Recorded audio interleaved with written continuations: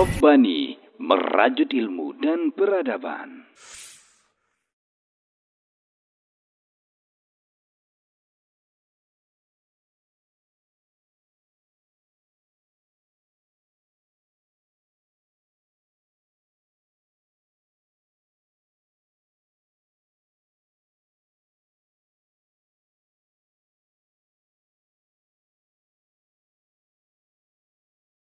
Assalamualaikum warahmatullahi wabarakatuh.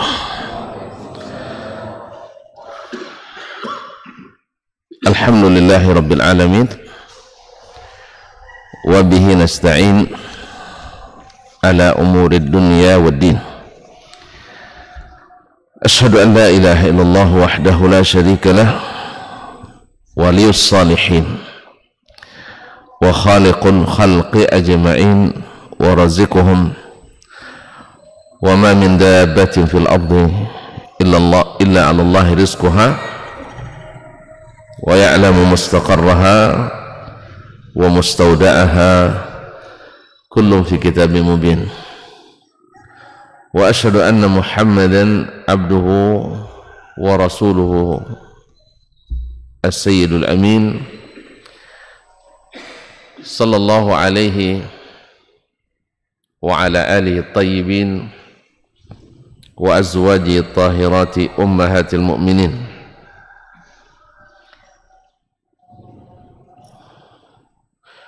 wa sahabatihi al-abraril akramin wat tabi'ina lahum bi ihsan ila yaumiddin. Amma ba'du, fa ussi nafsi wa iyyakum ayyuhal muslimun bitaqwallahi azza wa jal fa innahu qad fazal muttaqun. Ya ayyuhalladzina amanu taqullaha haqqa tuqatih wa la tamutunna illa wa antum muslimun. Bapak dan ibu-ibu, saudara-saudara dan saudari-saudari, serta adik-adik dan anak-anak jemaah salat subuh di Masjid Riyadhul Jannah ataupun yang mendengarkan melalui Radio Robbani 91,1 FM ataupun yang menyaksikan melalui media dimanapun berada.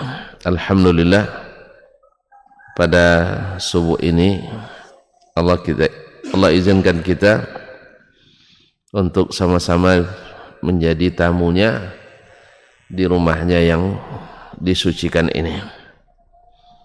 Mudah-mudahan pertemuan dan perkumpulan yang dirahmati dan diberkahi, dan semoga juga di saat kita berpisah nanti Allah jadikan dosa-dosa kita diampuni. Oleh sebab itu, mari kita senantiasa mensyukuri segala nikmat yang diberikan oleh Ilahi.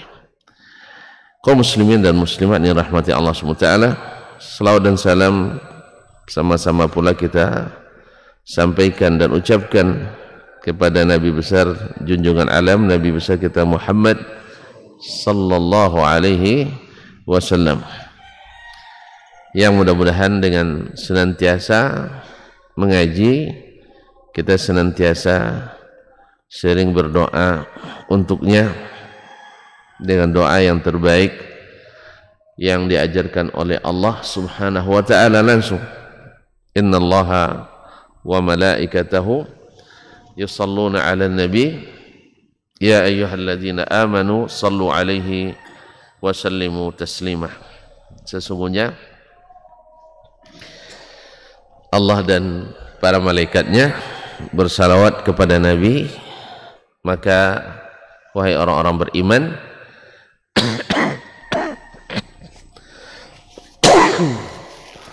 ucapkanlah salawat dan salam kepadanya sebanyak-banyaknya.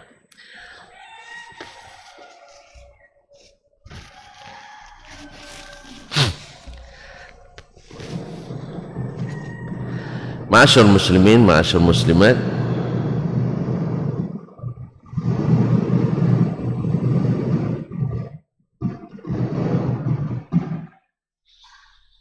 Maaf terganggu oleh batuk barangkali.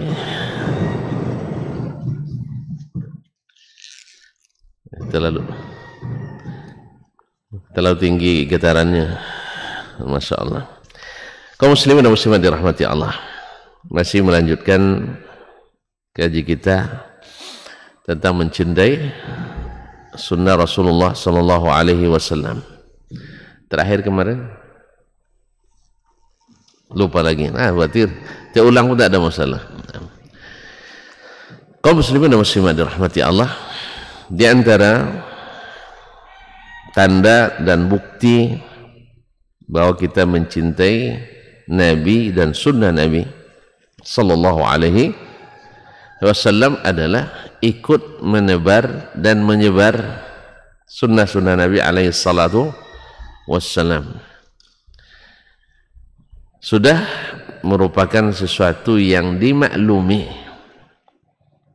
bila kita mencintai,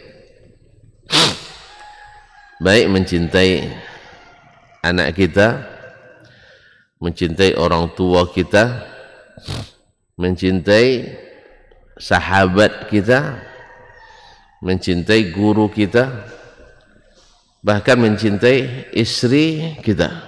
Istri atau istri-istri? Istri saja time.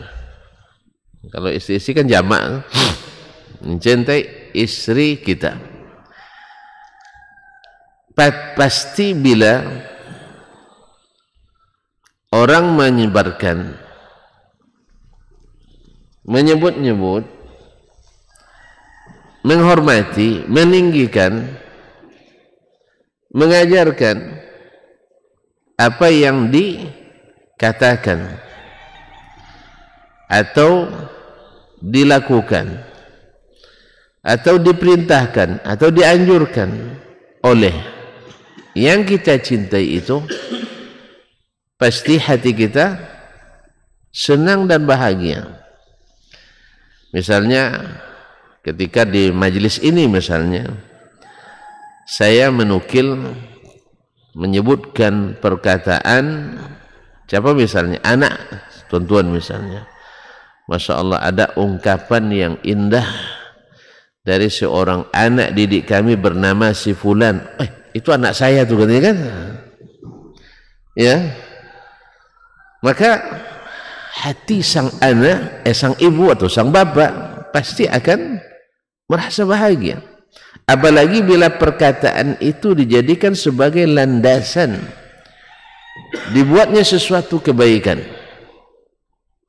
dan menjadi landasan ditolaknya berbagai keburukan dan kemaksiatan, pasti hatinya bergembira, senang.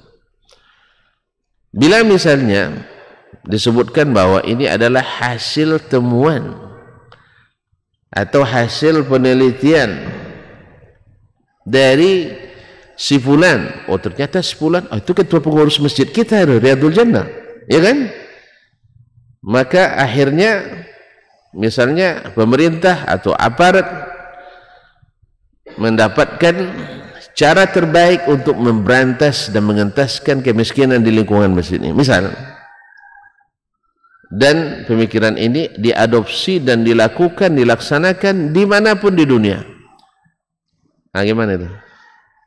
Senang luar biasa. Jangankan itu, masuk aja di YouTube, ya, masuk gambar kita di YouTube atau gambar orang kampung kita di YouTube, ikut antrian beras atau antrian minyak goreng, nampak, itu ibu si Fulan itu katanya, jamaah Masjid Riyadul Jannah, tersebar kemana-mana. Apalagi kalau diwawancarai oleh wartawan, itu sangat bahagia. Oleh itu kaum muslimin dan muslimat, ini tandanya kita menyenanginya. Dan sebaliknya, bila kita membenci seseorang, tidak menyenanginya, bila orang itu ditampilkan atau disebut-sebut, disanjung-sanjung, atau perkataan jadikan alasan dan, ya kan, untuk melakukan sesuatu, Gimana kira-kira tanggapan kita? Hah? Orang yang kita benci? Hah? Pasti kita minimal bersedih, kok dia lagi, kok dia lagi. Kenapa perkataan sebanyak ini perkataan orang kok dia yang dipakai? Iya kan? Sebanyak ini orang kok perkataan dia yang jadikan landasan, dia yang dinukil. Ma'asyarul kiram dirahmati Allah, ini akan terlihat jelas di dalam keseharian seorang muslim dan muslimah. Bila dia melihat tersebarnya sunnah Nabi alaihi salatu wassalam, yang mana itu adalah yang paling berharga yang ditinggalkan oleh Nabi untuk umatnya ini. Apa peninggalan Nabi yang paling berharga? Al-Quran dan sunnah Nabi alaihi salatu wassalam. Al-Quran dan sunnah. Makanya orang-orang yang diangkat derajatnya tinggi-tinggi setelah para rasul dan nabi, diangkat tinggi-tinggi adalah al-ulama. Apa sebab mereka diangkat tinggi-tinggi? Syekh? Hah? Karena mereka pewaris nabi. Andainya sekarang kita punya orang tua terkaya di lingkungan ini, lalu di antara ahli warisnya adalah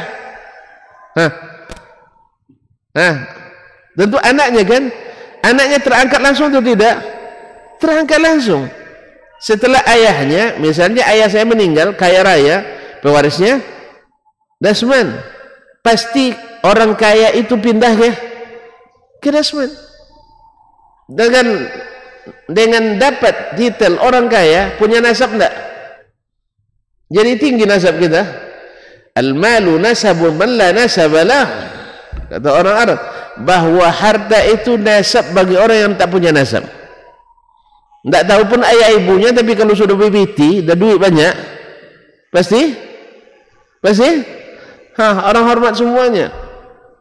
Bahkan mungkin juga kita ya, yang berkuasa jadi tidak berkuasa berhadapan dengannya, betul? Ya, penguasa pun bisa dikuasai oleh oleh beruang. Orang beruang, nah, bisa dikuasai. Itu tandanya kaum muslimin dan muslimat. Nah, sekarang pewaris Nabi itu adalah ulama, dan ulama adalah yang diangkat tinggi-tinggi dari seluruh orang yang ada, bahkan lebih tinggi dari al-umara, para pemimpin. Makanya pemimpin yang baik yang hormat pada ulama, yang selalu mendekati ulama. Sebaliknya, ulama yang tidak baik, lanjutkan. Ulama yang tidak baik, yang suka merendahkan dirinya di depan para pemimpin. Coba bayangkan, kalau pemimpin merendah depan ulama, terangkat dia. Tapi kalau ulama merendahkan diri di depan umara, jatuh dia dan jatuh umaranya. Berarti mana yang lebih tinggi? Ulama.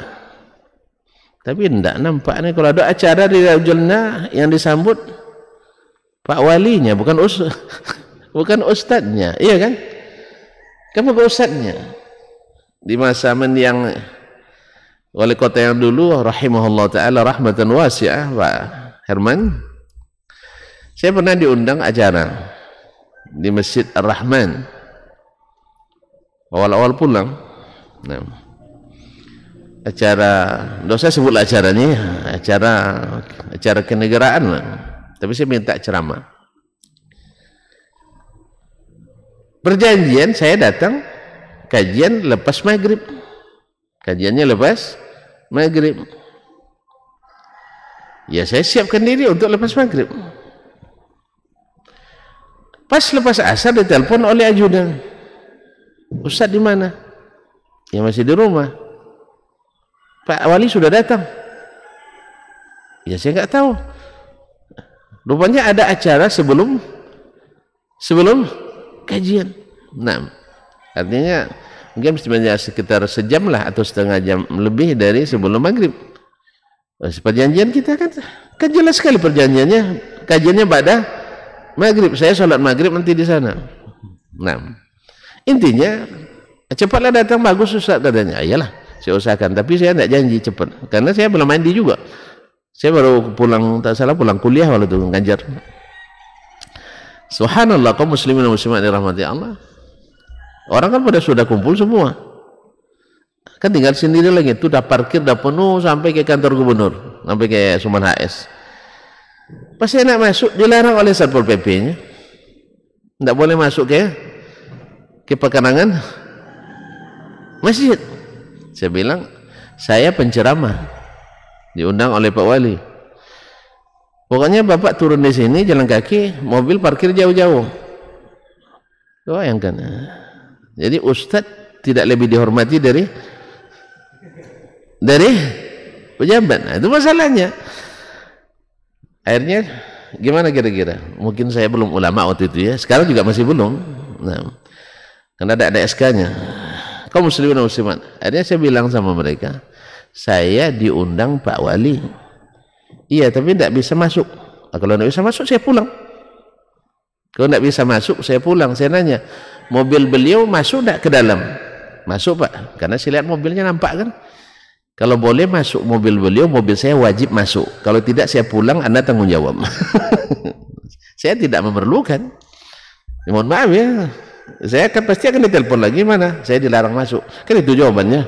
Saya melarang Satpol PP. Biarin, tahu rasa dia nanti. Intinya mohon maaf. Ya, mohon maaf. Jadi Ustadz di masa-masa ilmu tidak dihormati, tentu tidak akan dihormati. Padahal seharusnya kan kalau sudah Ustadz, nggak usah lagi ditanya-tanya. Oh ya silakan kan. Karena acaranya acara kajian tabligh akbar. Siapa bintangnya di situ? Ustadz. Tapi tetap juga pejabat yang punya ini. Oleh itu kaum muslimin sebenarnya saya ingin, kalau sempat memang tidak boleh masuk, saya nak kasih pelajaran juga sama Pak Wali waktu itu. Ya mumpun beliau udah meninggal, dia berani bilang sekarang.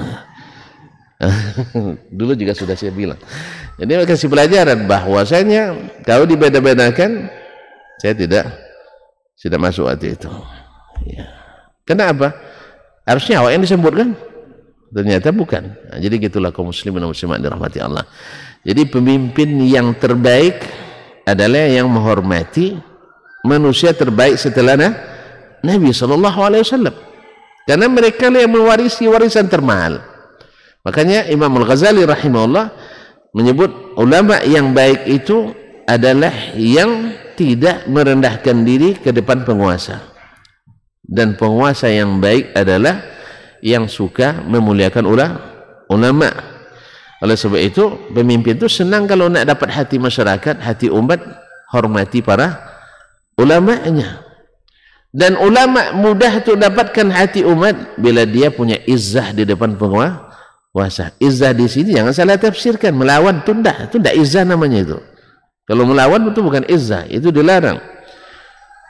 Yang izzah itu adalah tidak merendahkan diri untuk mencari kepentingan duniawi.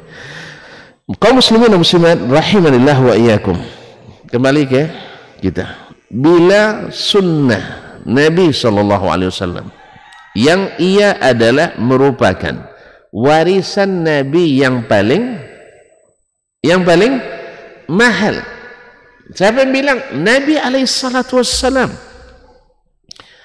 Inna Allaha la yarfa'ul ilman tizaan. Allah tidak mengambil ilmu, menghilangkan ilmu dari umat ini dengan dicabutnya min qulubil ibad. La tizaan min qulubil ibad. Tidak dicabut dari hati hamba. Tapi apa? Innama yarfa'ul ilma biqabdil ulama. Sesungguhnya Allah mengangkat ilmu dengan mewafatkan para ulama. Fa inna lillahi wa inna ilaihi raji'un. Ini masa-masa banyak ulama yang diambil oleh Allah Subhanahu wa taala. Kalau ulama pada pergi, ya tahun-tahun ini kan banyak ulama yang meninggal. Kalau pemimpin meninggal, banyak gantinya. Ya kan? Kan pemimpin senang carinya. Asal pandai demo bisa dipimpin tuh. Hah? Asal pandai demo udah bisa dipimpin. Kalau jadi pemimpin sangat mudah, buktinya calonnya banyak. Tapi kalau untuk cari pengganti ulama enggak mudah. Ma'asyiral kiram dirahmati Allah. Jadi tugas kita semakin berat di saat ulama sudah mangkat dan wafat. Semoga Allah merahmati mereka semuanya. Amin. Kaum muslimin dan muslimat dirahmati Allah. Allah akan mengambil ilmu dengan wafatnya para ulama. Innal anbiya lam yuwarithu dinaran wala dirhaman. Para nabi tidak mewariskan dinar dan tidak pula dirham. Karena bukan untuk itu mereka diutus. Mereka bukan untuk mewariskan dinar dan dirham. Karena tanpa nabi dan rasul, dinar dan dirham Allah sudah turunkan juga. Makanya dinar dan dirham, emas dan perak itu nak beriman tak beriman dikasih juga sama Allah Subhanahu wa taala. Karena dunia ini di sisi Allah tak senilai sebelah sayap lalat. Pernah jual? Cobalah bawa ke pasar, ditawarkan, kumpulkan nanti sayap-sayap lalat itu, buka lapak. Nah, tulis sayap lalat sakti misalnya. Siapa yang beli? Tidak ada yang mau beli. Tidak ada yang mau beli. Begitulah dunia ini hinanya di sisi Allah SWT. Makanya kalau diberikan kepada orang-orang yang tidak beriman, tuan-tuan tidak perlu bersedih hati. Karena kita diberi yang lebih mahal, yang lebih berharga, lebih baik daripada dunia dan seisinya. Apa itu? Al-imanu wal-islam. Besok sawit dia juta hektar itu tidak berguna. Tidak ada gunanya. Tapi uang yang termasukkan di kotak infak itu 1.000 rupiah itu akan berkesan. Akan berkesan. Bisa saja yang 1.000 ini mengalahkan 1 miliar. Rubba dinar atau rubba dirham sabaqa mi'ata dirham. Bisa saja 1 dirham mengalahkan infak 100 dirham. Seperti yang datang hadis Nabi SAW. Jadi yang termahal yang ditinggalkan Nabi itu adalah dinar. Hah? Apa yang pertama tadi? Al-ilmu. Innama warathul ilmah. Yang diwariskannya adalah ilmu. Man akhadha bihi akhadha bihawdhin wafir. Siapa yang ngambil bagian sebanyak apapun, walaupun sedikit, 1 hadis, 2 hadis, dia sudah dapat bagian yang sangat banyak.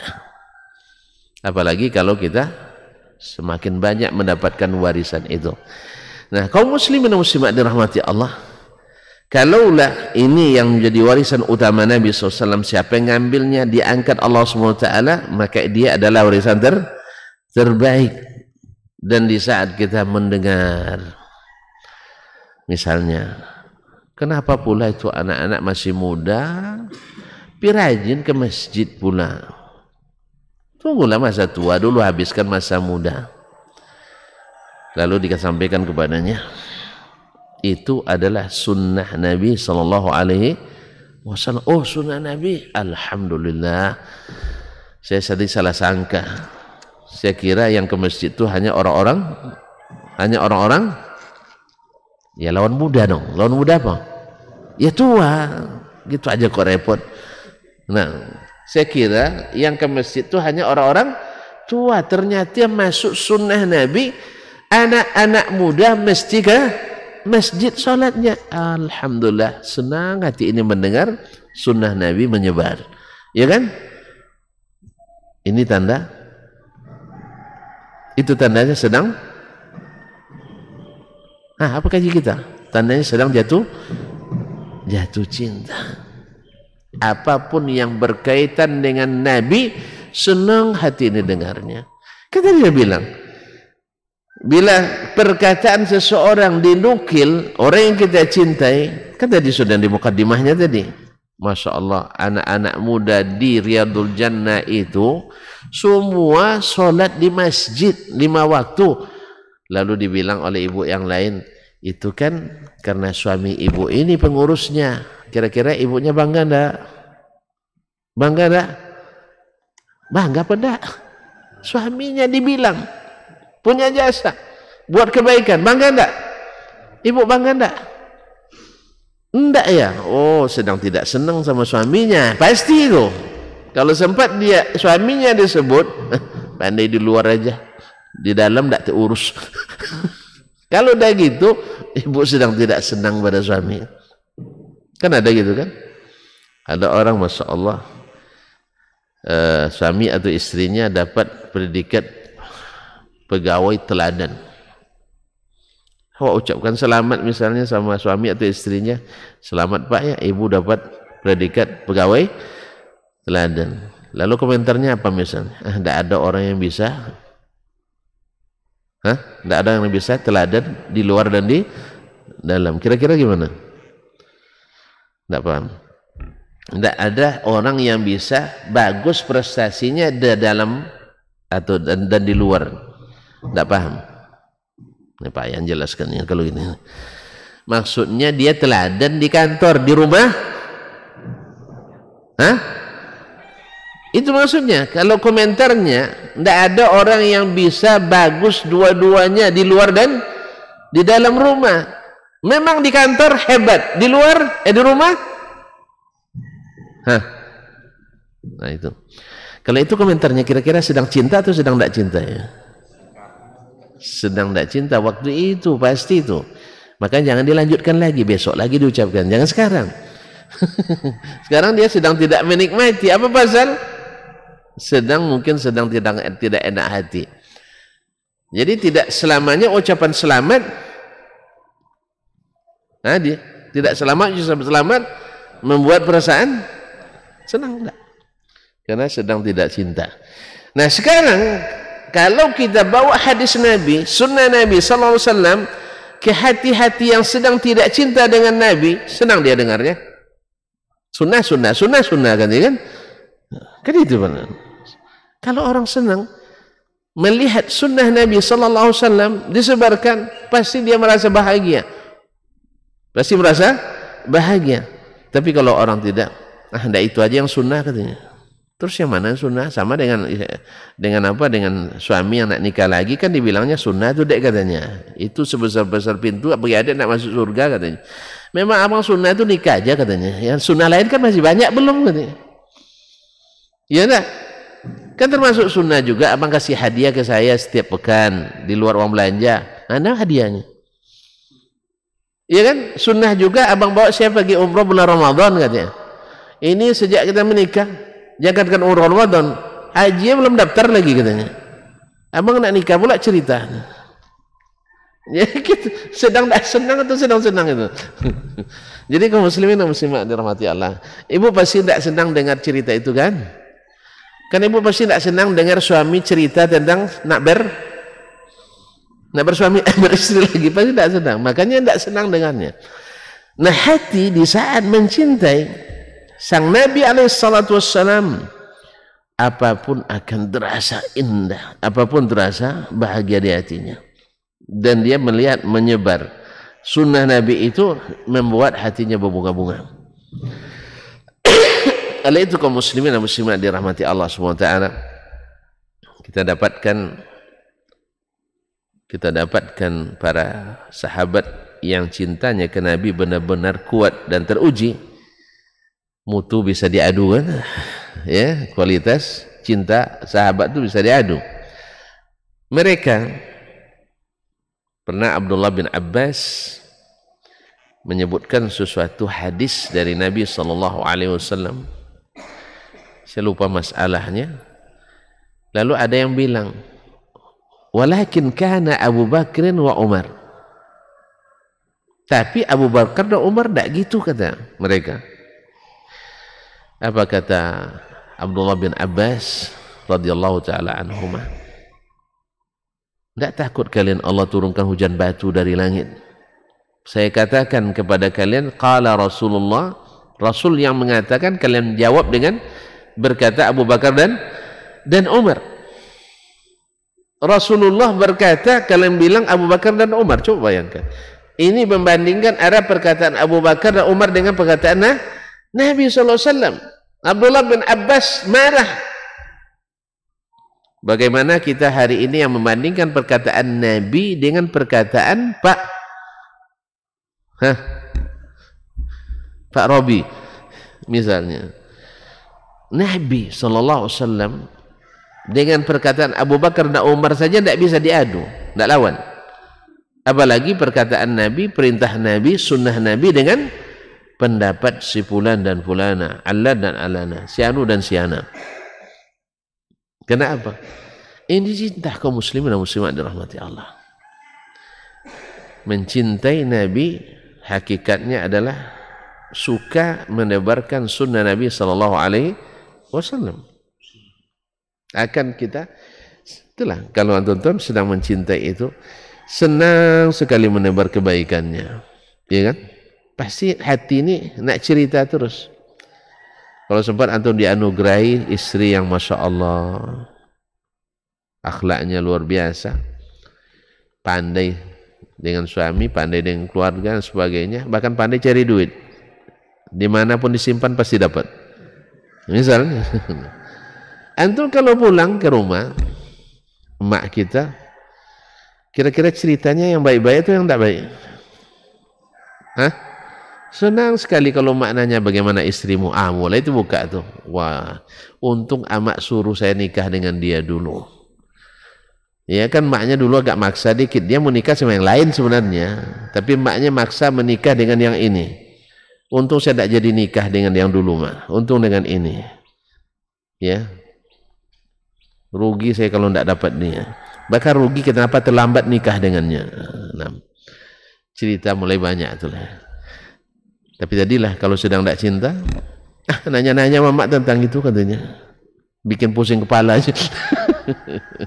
Bikin nak muak saya, nak muntah saya kalau dengar nama. Jadi kaum muslimin dan muslimat, inilah yang mencintai Nabi dengan sebenar-benar cinta itu suka ditebarkan sunnah Nabi SAW dan dia tidak mau ganti dengan yang lain. Makanya ma'asyarul kiram dirahmati, inilah tanda cinta yang sesungguhnya. Tidak suka dengan yang bertentangan dengan yang dicintainya itu Rasulullah SAW. Oleh itu, seperti dalam kajian kita sebelum ini, mencintai Nabi itu ya mestilah dengan mengikutinya. Dengan mengikutinya. Karena dengan mengikutinya kita tahu apa yang diinginkannya. Tidak seperti sebagian ahlul ahwa, sebagian orang yang mengikuti hawa wa ahlul bidah. Mereka mengada-ngada sesuatu di dalam agama dengan alasan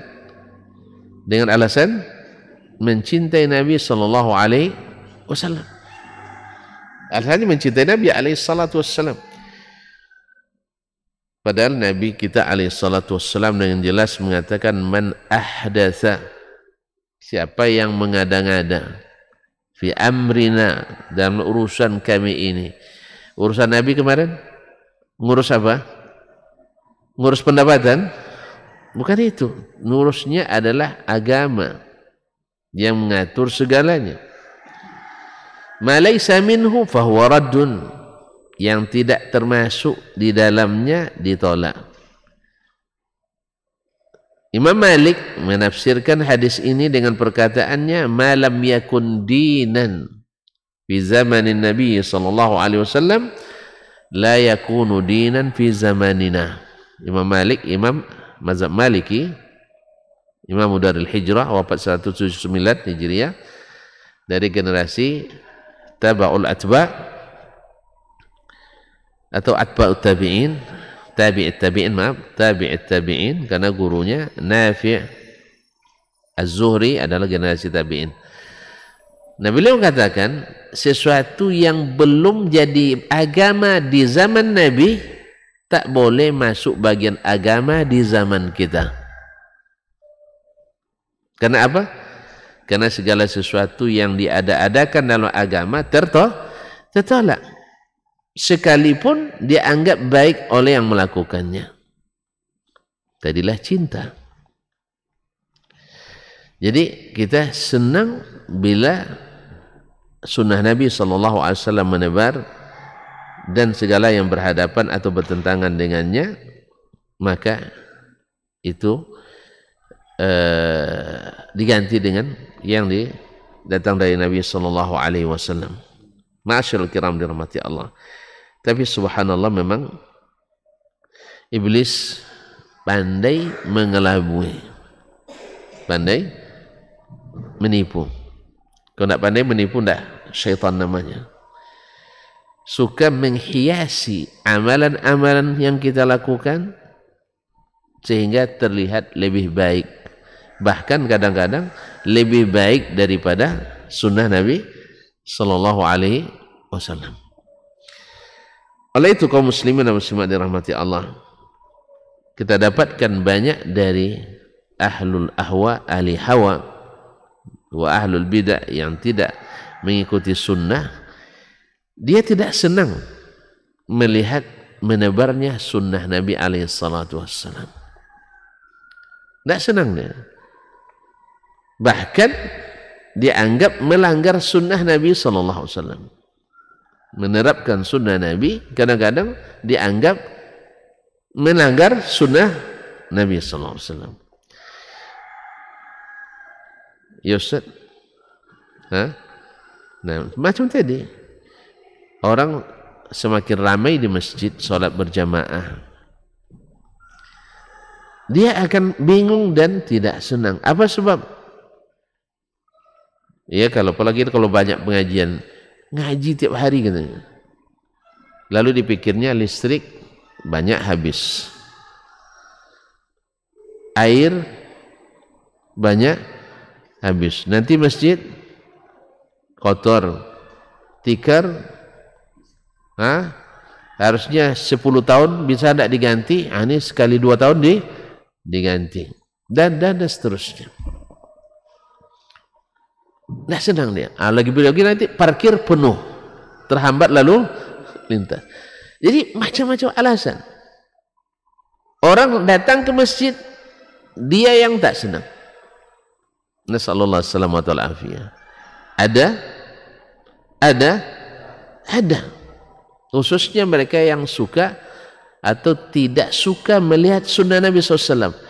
Ini dapat kita pastikan dia tidak tahu bagaimana mencintai Nabi SAW. Karena biasa dengan mencintai Nabi dengan hal-hal yang tidak dicintai Nabi SAW. Masa antum mencintai Nabi tapi melakukan hal-hal yang dibenci oleh Nabi SAW? Gimana? Antum mencintai Nabi tapi dengan melakukan yang dibenci oleh Nabi SAW. Yang paling dicintai Nabi apa? Tidak tahu. Salat berjamaah. Taib. Ahsanta. Salat berjamaah. Yang paling dicintai Nabi adalah Al-Quran dan Sunnah. Apa tandanya itu yang paling dicintainya? Apa buktinya itu yang paling dicintainya?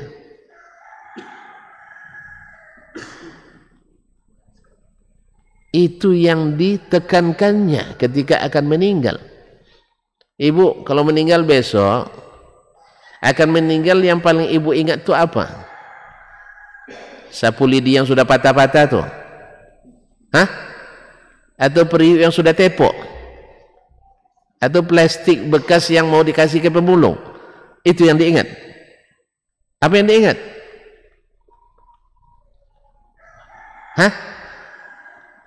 Pasti yang diingat yang paling dicintai, yang paling dinilai, yang paling berharga. Iya kan? Jelas Ustaz? Jelas tak? Nah, yang paling bahagia. Kemudian mengingatkan jangan sampai dilakukan oleh anak-anaknya yang paling dia tidak suka, yang paling dia tidak senangi. Bukankah begitu? Cobalah mati dulu, biar antum tahu itu apa yang teringat ketika meninggal itu. Pasti yang paling dikhawatirkan dan yang paling dicintai. Ibu akan meninggal, apa misalnya yang teringat? Nah, jangan lupa doakan ibu. Iya kan? Iya, karena itu yang paling cintai. Jangan lupa ya, utang ibu di warung ada sekian, jangan lupa dibayarkan. Ini mengkhawatirkan. Karena paling mengkhawatirkan. Betul kan? Kemudian bilang sama ibu, bilang sama ayahmu jangan. Masya Allah, itu bahaya tuh, wasiat tak bisa nih. Jangan menikah lagi ya, itu tidak boleh wasiatkan itu. Nah, kalau diwasiatkan pun wajib dilanggar itu, wajib dilanggar. Kalau ada bapak-bapak yang dapat wasiat dari ibu istrinya akan meninggal, ya ditulis pakai notaris pun ditulis dilarang menikah setelah istri meninggal, itu wajib dilanggar karena wasiat yang bertentangan dengan syariat wajib diadakan. Misalnya kalau ada nanti, kadang-kadang kan banyak orang mewakafkan tanah untuk masjid, dia tidak mengetahui, tidak berilmu, lalu diwasiatkannya, kalau saya meninggal kubur saya di mihrab masjid supaya setiap imam ngaji terdengar terus oleh saya, katanya. Dia nggak tahu bahwa amalan dah terputus bila napas sudah terputus. Nak ngaji orang, nak azan orang, ya walaupun khilaf ulama apakah orang yang sudah mati mendengar kita lagi atau tidak, khilaf dalam masalah ini. Apakah itu khusus untuk Nabi atau berlaku umum untuk seluruh kaum muslimin, khilaf. Wallahu a'lam, saya lebih cenderung dan lebih kuat berdasarkan dalil adalah mereka tidak mendengar apa-apa lagi kecuali yang diizinkan Allah Subhanahu wa ta'ala. Ya kalau masih bermanfaat baginya mendengar azan setelah meninggal, tidak apa-apa kita meninggal cepat kan. Meninggal dalam keadaan kafir itu tidak ada masalah nanti, sebab dia masih bisa bersyahadat di kubur. Kan masih bisa bersyahadat di, kan ini logikanya. Andainya suara azan yang dia dengar, suara imam yang dia ikuti, didengarkannya setelah dia mati, bermanfaat baginya, tidak adanya bermanfaat, berarti orang-orang yang sudah mati pun, mati kafir pun bisa juga bersyahadat setelah mati nanti. Oh, tidak ada dalilnya Ustaz, tidak boleh. Oke, tidak boleh. Tapi orang-orang yang mati dalam maksiat tapi muslim, berarti nanti jadi orang saleh nanti selama di kuburan. Kalau bisa begitu, kenapa minta balik lagi mereka? Kalau memang bisa bermanfaat, kenapa minta pulang lagi? Tidak ada dikecualikan yang dikubur dalam masjid, yang dikubur di mihrab, tidak ada pengecualian. Semua terputus. Oleh sebab itu, kalau ada wasiat seperti ini, ya kepada ahli waris, menurut dalil wajib untuk tidak ditunaikan. Apa pasal? Karena Nabi larang kita salat menghadap kuburan. Nabi melarang menjadikan kuburan sebagai tempat-tempat beribadah. Mana tahu misalnya yang pewakaf berwasiat kuburkan saya di mihrab masjid, maka yang seperti ini kan dia ini yang paling dia senangkan sebenarnya kan, maka kita katakan boleh tidak diikuti wasiat tersebut, karena ada wasiat yang lebih tinggi daripada itu, wasiatnya Rasulullah sallallahu alaihi wasallam menjelang meninggalnya, la tattakhidhu qabri idan, jangan kali jadikan kuburan kau sebagai tempat berhari raya. Para ulama hadis menyebutkan makna berhari raya yang dikunjungi secara rutin dalam waktu-waktu tertentu dan beramai-ramai. Maka di sini kita paham, kalau ke kuburan Nabi saja tidak boleh dijadikan tempat hari raya, apalagi kuburan-kuburan yang lain. Makanya menjadikan hari raya ziarah kubur ini bertentangan dengan pesan Nabi Sallallahu Alaihi Wasallam. Jangan jadikan kuburanku sebagai tempat berhari raya. Bahkan Nabi menyebut la'anallahu al-yahuda wan nasara. Allah melaknat Yahudi dan Nasrani menjadi kuburan-kuburan nabinya sebagai tempat ibadah. Masyaallah kiram dirahmati Allah. Nah, orang ahlul ahwa wal bidah yang dipengaruhi oleh syaitan, talbisu iblis, kadang-kadang mereka tidak senang melihat sunnah Nabi Sallallahu Alaihi Wasallam disebarkan. Berarti di mana cintanya? Padahal yang paling dihargai, yang bernilai, yang ditinggalkan Nabi, dan itu yang ditekankannya yang meninggal adalah sunnahnya. Adalah sunnahnya. Dan dia jamin siapa yang memegang keduanya, Al-Quran dan Sunnah, dengan baik, dengan kuat, tidak akan pernah tersesat. Nah, ini juga ujian cinta kepada Nabi Sallallahu Alaihi Wasallam.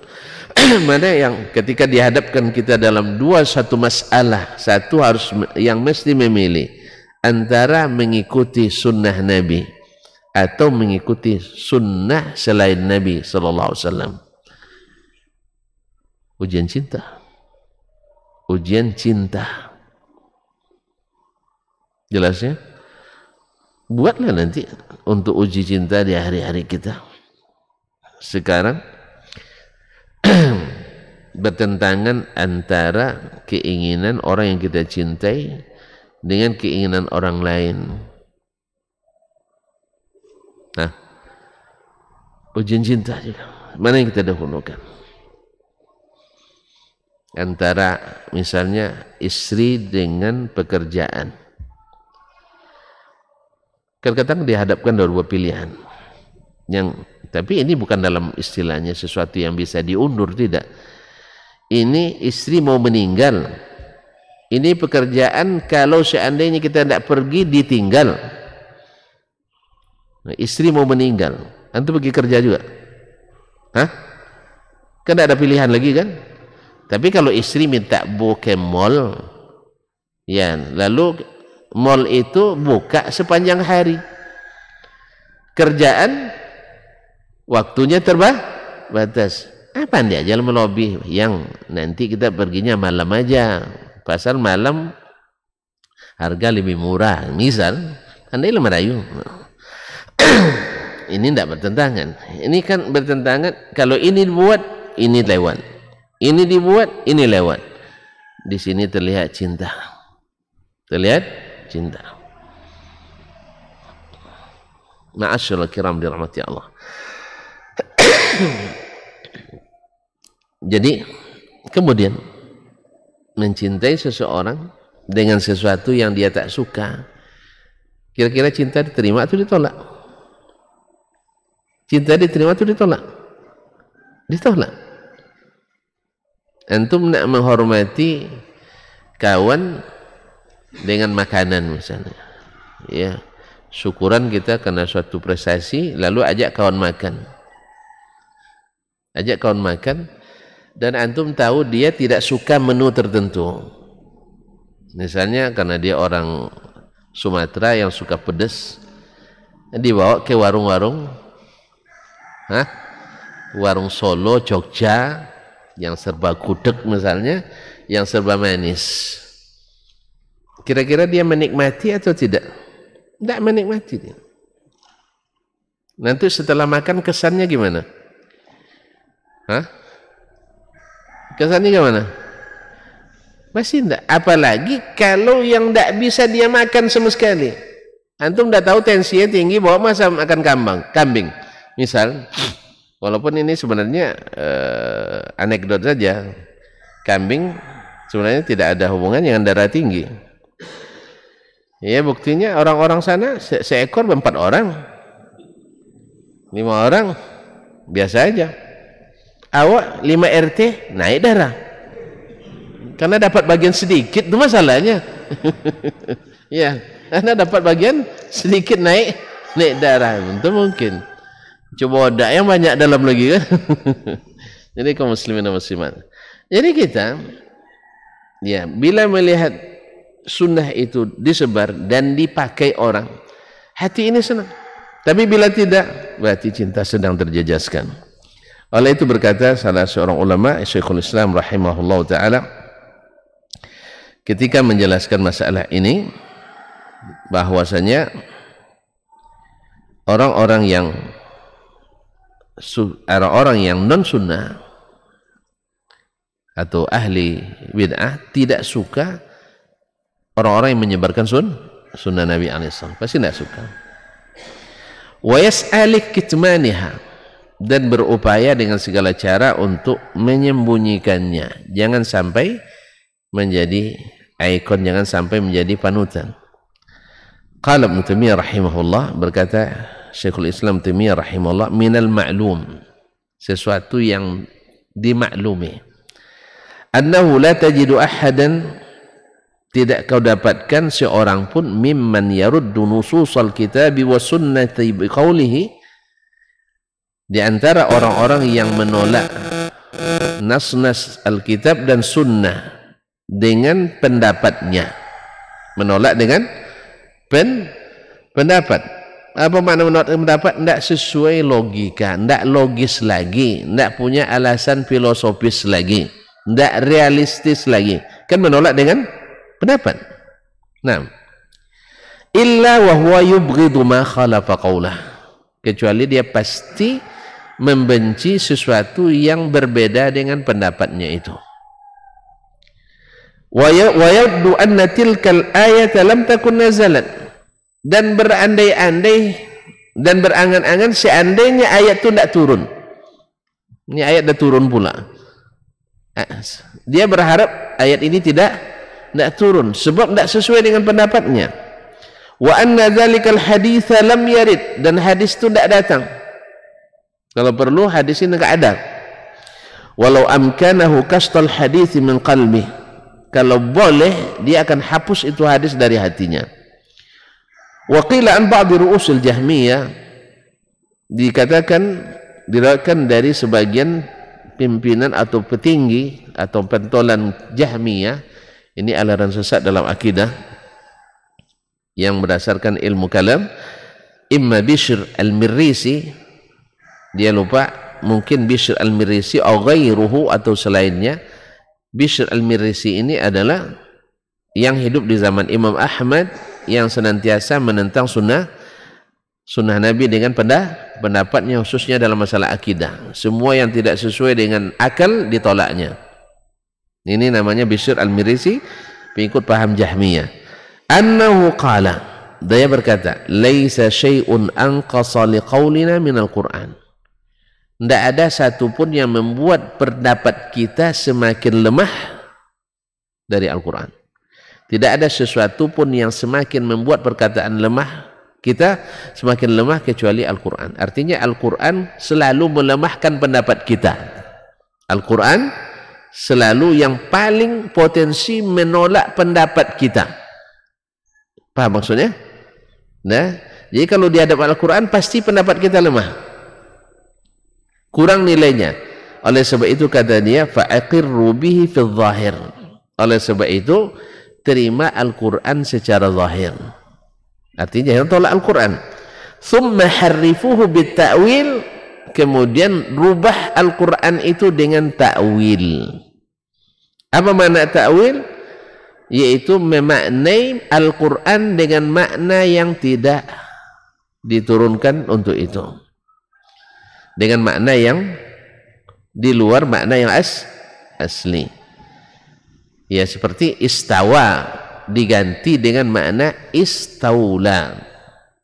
Istawa maknanya berada di atas, diganti dengan makna istaula, menguasai. Istawa alal arsh, di atas arsh.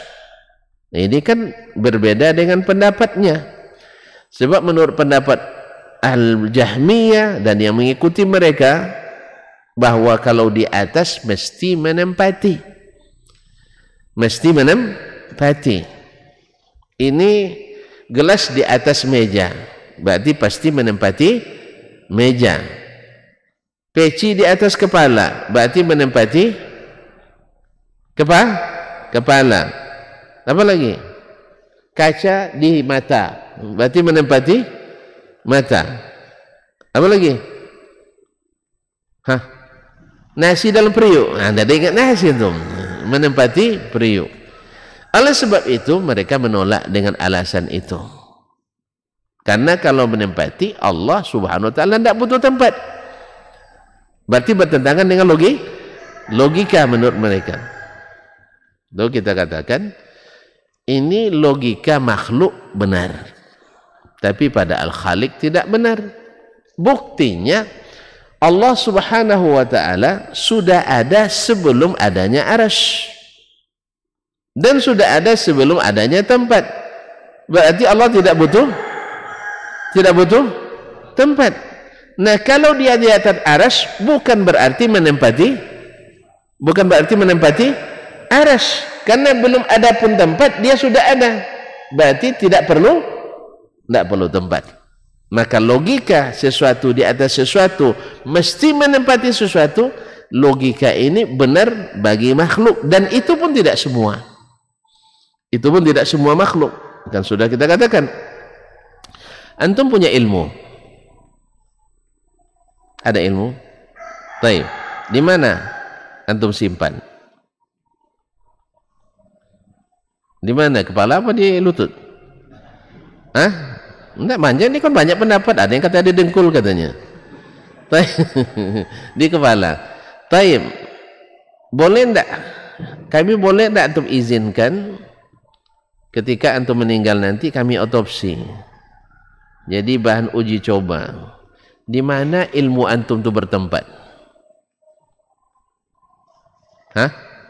Boleh? Kita buat perjanjian sekarang. Tidak ada tempatnya. Berarti semua orang mengatakan ilmu ada di dada atau di kepala, ya kan? Tapi carilah, ada nggak tempatnya? Nggak ada. Berarti tidak semua sesuatu di atas sesuatu atau di sesuatu mesti menempatinya. Jelas? Jelas? Itulah langit di atas kita. Langit di atas kita. Membutuhkan yang di bawahnya atau tidak? Tidak membutuhkan. Kan tidak menempati sesuatu dia. Berarti kaidah yang mengatakan bahwa sesuatu di atas sesuatu mesti membutuhkan yang di bawahnya tidak sempurna atau tidak mutlak benar. Tidak mutlak benar. Oleh sebab itu tidak bertentangan dengan logika. Berarti kalau tidak bertentangan dengan logika, tidak ada masalah Allah di atas arasy. Karena tidak, hukum logika tidak membatalkannya, kecuali logika yang tidak sempurna, logika yang sakit. Kalau logika yang sehat tidak, karena tidak segala sesuatu di sesuatu menempati sesuatu. Antum punya ruh enggak? Ruh itu zat atau tidak? Ada zatnya? Tidak ada. Terus yang dicabut oleh malaikat itu apa? Surat aja. Ada zatnya enggak? Ada. Karena ruh ikut disiksa, iya kan? Kalau ada ikut disiksa berarti zat. Sekarang pertanyaannya, ruh antum di mana? Zat. Kalau tidak tahu bilang tidak tahu, biar saya jelaskan. Semua kita mengatakan selama hayat dikandung badan, berarti ruh ada dalam badan. Sekarang pertanyaannya, atau izinkan lagi tidak nanti kami memeriksa setelah mati, ya, untuk mencari di mana ruh antum bertempat. Ayo, ada tempatnya? Tidak juga. Berarti tidak semua sesuatu di sesuatu mesti membutuhkan tempatnya. Jelas? Kalau demikian berarti logika yang mengatakan kalau Allah di atas mesti butuh kepada yang di bawahnya, logika yang tidak benar. Oleh sebab itu batal demi hukum. Batal demi hukum. Nah, inilah cara beriman yang benar. Karena Al-Quran dan hadis jelas menyampaikan bahwa Allah di atas arasy. Lalu ditolak oleh akal, karena segala yang di atas mesti menempati dan mesti butuh pada yang di bawah. Kita katakan ini logika tidak benar semuanya. Kalau ada pengecualian pada makhluk saja ada pengecualian, apalagi pada pencipta yang memang harus dikecualikan dari hukum makhluk. Karena laisa kamitslihi syai'un. Kalau demikian, akal ahlus sunnah tidak bertentangan dengan Al-Quran dan sunnah. Hanya akal yang tidak mengikuti sunnah yang mengatakan bertentangan dengan Al-Quran dan sunnah. Sebab Al-Quran dan sunnah dalam bab ini semuanya sama, tidak ada berbeda, kecuali akal yang tidak mengikuti sunnah Nabi SAW. Nah, maka dia katakan tidak ada yang paling menjatuhkan harga pendapat kita dari Al-Quran. Oleh sebab itu terima secara zahir, maka tidak akan ada orang menolak Al-Quran. Kami beriman Al-Quran, iya, beriman pada Ar-Rahman Al-Istawa, beriman, tapi tidak itu maknanya. Oleh sebab itu harifu bita'wil, rubah dia dengan ta'wil. Wa yuqal innahu qala, dikatakan bahwa dia berkata idza ihtajju alaikum bil hadis faghalituhum bitakdzib.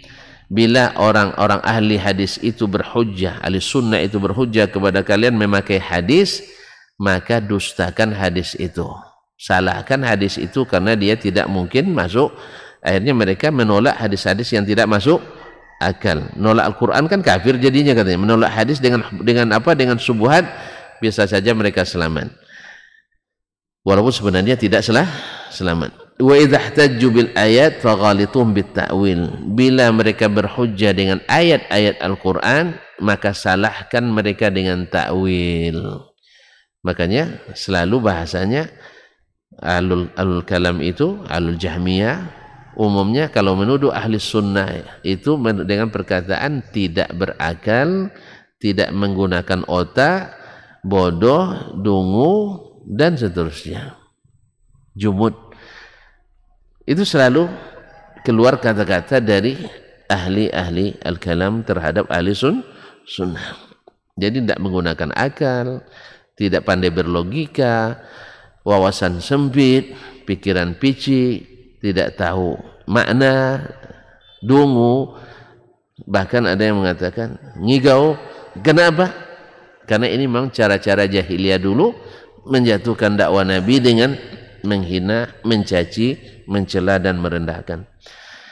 Padahal sebenarnya kalau benar kita mencintai Nabi SAW, pasti perkataan Nabi, perbuatan Nabi, anjuran Nabi, bahkan cara berpakaian Nabi, cara makan Nabi menjadi sesuatu yang sangat kita prioritaskan dan sangat kita populerkan dan sangat kita gandrungi dan kita ikuti. Barangkali sampai di sini. Nah, lihat aja nanti kita lebih mendahulukan pendapat atau lebih mendahulukan sunnah Nabi SAW, karena pesannya menjelang wafat itu pegang teguh keduanya. Ternyata kita masih ragu-ragu untuk berpegang kepadanya. Terima kasih dan mohon maaf, mudah-mudahan bermanfaat. Ada pertanyaan? Waktu udah lewat ya. Bilang aja nggak ada. Ya, bilang aja nggak ada biar nggak lama lagi. Nah, terima kasih. Wallahu taala alam. Wassallallahu ala nabiyyina Muhammad wasallam. Wassubhanakallah bihamdik. Asyhadu an la ilaha illa anta. Astaghfiruka wa atubu ilaik. Wassalamualaikum warahmatullahi wabarakatuh.